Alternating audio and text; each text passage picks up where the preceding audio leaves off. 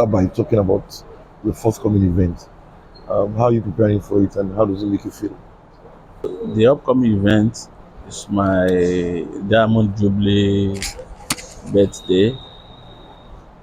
By August 12th, I'll be 60 years old. So it's not uh, an event that can just pass like that. I deem it fit to give thanks to God for sparing my life because, in all honesty, God has been very, very kind to me. Okay. God has been nice to me, and I made up my mind that on that day I want to do Thanksgiving. I want to thank God for what He has done for me in my life, for seeing me so far, so good to have attained the age of 60.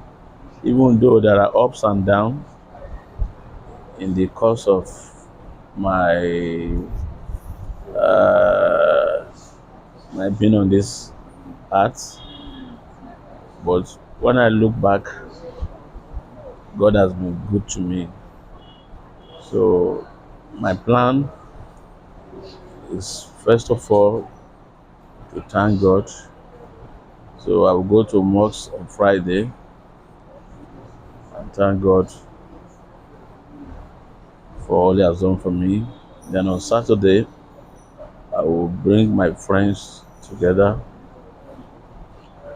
for a party. Then on Sunday, I will also go to church to go and roll on the floor and thank God because He's the giver of life. So He's one that has kept me up to this age, and I have to give thanks to Him because He has been very, very good to me and my family. Looking back, sir, what would you say life has taught you at 60? The lessons of life. I think no. The saying is that life begins at 40. That's the saying. Yes, That life begins begins at at 40. 40. But at 60, uh, it's enough for somebody to start counting his blessings, and also one must have garnered enough experience in life. It has given me maturity, it has given me endurance, and it has given me contentment. Hmm. Because at my age now, nothing more than to serve God and to serve my people. I'm not pursuing any other thing of this world than to serve my God and to serve my people. So that's what life has taught me at the age of 60. Hmm. I've seen a lot of things in life. I know some of my friends that started this journey of life together. Some of them are no longer alive. Some are not enjoying the best of earth. So I have to thank God. It's not by my doing, but it's just by the grace of God that I'm alive, ill and healthy, very strong. So I give glory to God Almighty. Since you became Alapomu, how has it been ruling over your people? That's another turning point of my life. Before I became Alapomu, I was so free to do as I like without bothering about anybody thought.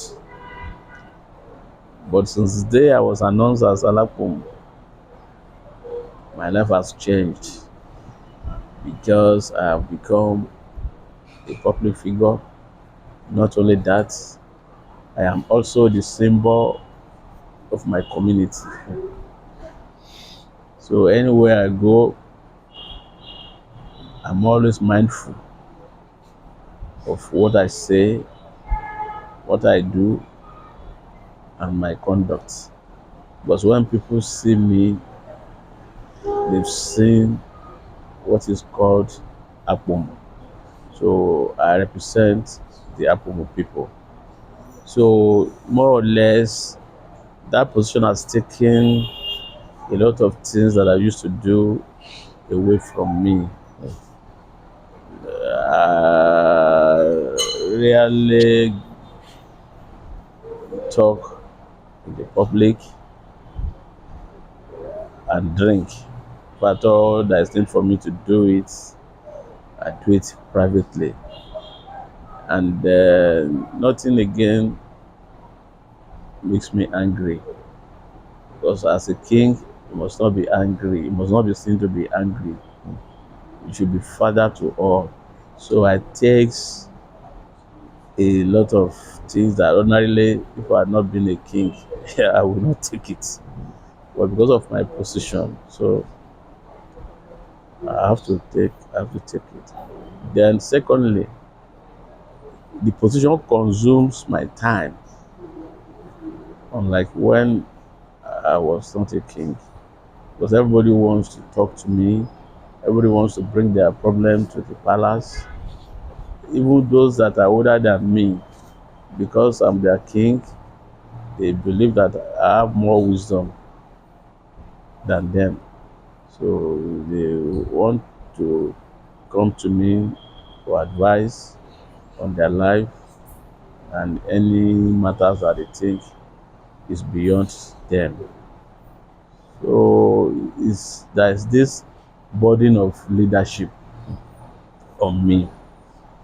So it's not easy, but at the same time, it's God that threw up this position onto me, and nothing happens by accident. I believe so. Through my journey of life, God has made me to pass through a lot of things in life that really prepared me for the throne, even though I did not know that I would one day become a king. But it's like what will make me to withstand adversities and challenges that might come in future. And that's what has been helping me on the throne. And at the time you became king, how did you feel? And what did you meet on the ground? Oh my God.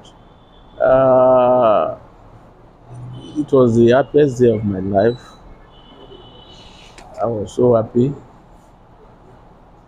The Why? day I was announced as the 14th Alapomu of Apomu. Even though I knew I might likely get it because we were five candidates that that were screened for the position. And after the screening, I knew it could go to any one of us. So, and when we were interviewed, I knew I'm likely to clinch it because when I look at the other candidates, I see myself in a better position. So, but when I was eventually announced as the 14th Alapum, that was my happiest day of life, and I could not sleep for 24 hours because of the joy, you know. So I was so happy, and I knew that because of my age, because I was 57 years Okay, sir. when I became Alakum, I was 57. So I believe that with my age, it won't be difficult for me to rule my people because of what I've passed through in life. And as at that time, my community was yearning for growth and development. So they were looking for a leader with wider connections that could be a catalyst for growth for the community and that could engineer immediate or noticeable developments. And by the time I got to the throne, I discovered that it's a different ball game. And that is what I learned through that. That's what I've been telling people, especially the politicians. So that when you are campaigning for a position, I want them to be modest about what they can do. Because one thing is for you to have good intentions of serving your people, of helping them. Another thing is when you get to that position, is what you meet in that position that will determine whether you could deliver on your promises or your intentions. So when you start saying, I will do this, I will do that, without getting to that seat, you don't know the challenges that are associated with the seat. You see some politicians, they will promise free education, free health care, increase in wages, and so many other things. But they are not wearing the shoe yet. So they don't know the state of the finance of the state. So when they now get to the position, they now realize that, man, all these promises to be difficult to be accomplished. And those that they have told their manifesto and promised that they will do a lot of things for them. When they're unable to do it, so they will see them as not keeping to their promises. So I spend my personal money when I go to the throne because when I was coming to the throne, I used to tell my friends that look, I want to make Apomu a small London. I want to make a difference.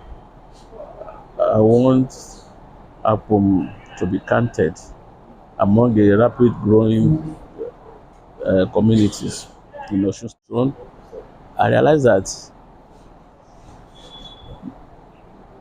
no structure on ground that could assist me to achieve my developmental agenda. No structure. And people don't have the spirit of giving. They don't have. So those that have, they want to hide their heads so that people will not know that they have, so that they will not be bothering them. So first thing I did was to organize a platform, a body, an umbrella body for Apomu indigenes. So after organizing that body, then I wanted to know whether it will serve the purpose, my intention of putting it together. So luckily, I put the body together during the COVID-19 pandemic. You know, my coronation was February. Yes, sir. So, and a month after, that was March 2020, the pandemic started. Yes, sir. So I now told the board, I said, look, we want us to provide palliatives, reliefs for indigenes. I want everybody to contribute money. So we're on platform, WhatsApp platform. So as at that time, I had about 35 names. So I now I contributed 100,000, and I said other people should join in contributing money. I want us to put the money together and do palliatives for the community. So, and within 12 days, you won't believe it, we raised 3.5 million. I was so delighted. I said, fine.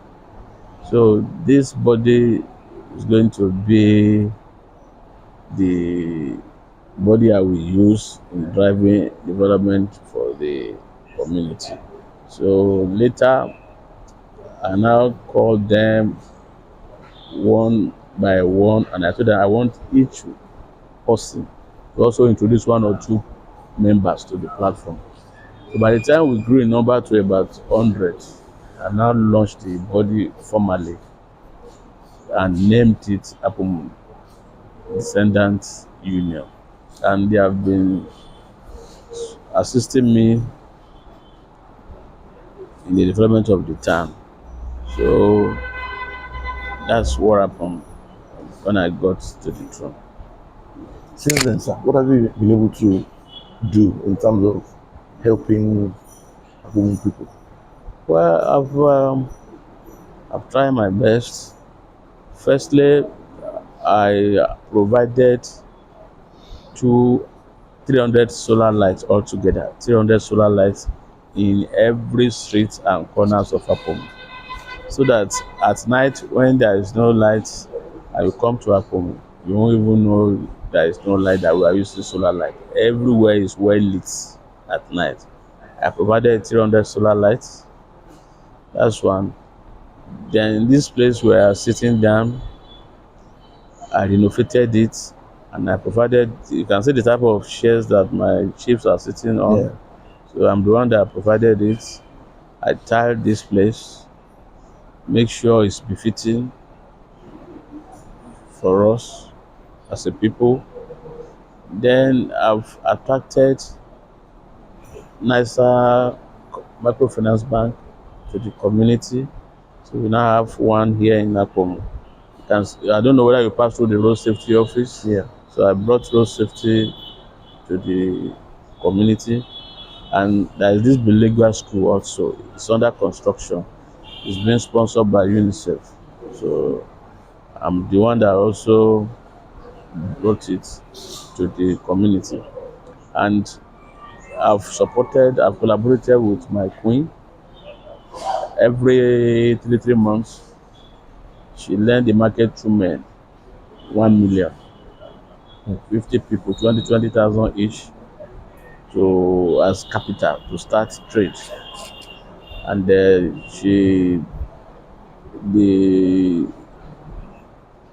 those that have dropped out of schools, instead of them to be wondering about, so she organized vocational skills for them. So where they learn how to do hairdressing, tie and dye, cake, soap, and tailoring. So she organizes training for them every weekend. And by next week, some of them will do graduation.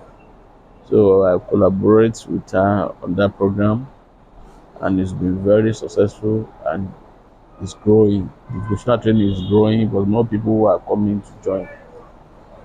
So that's some of the things that I've been able to do since I became, and I also ensured that was never in the history of, never in the political history of Apomu have we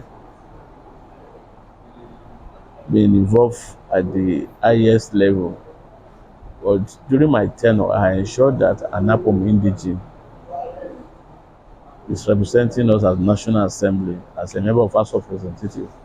They've never given us the ticket before, but I ensured that I got the ticket for an Apomu indigene, and I also rally around the community that they should forget about party affiliations. They should forget of whether you forget whether he has records in the community or not.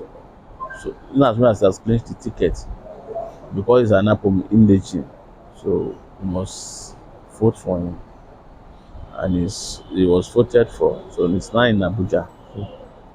So it has never happened in the political history of Apomu that you have somebody at the national level representing the community. But during my tenure, I ensured that the guy got the ticket and he was voted for to represent 3 local governments that constitute our federal constituency. Okay.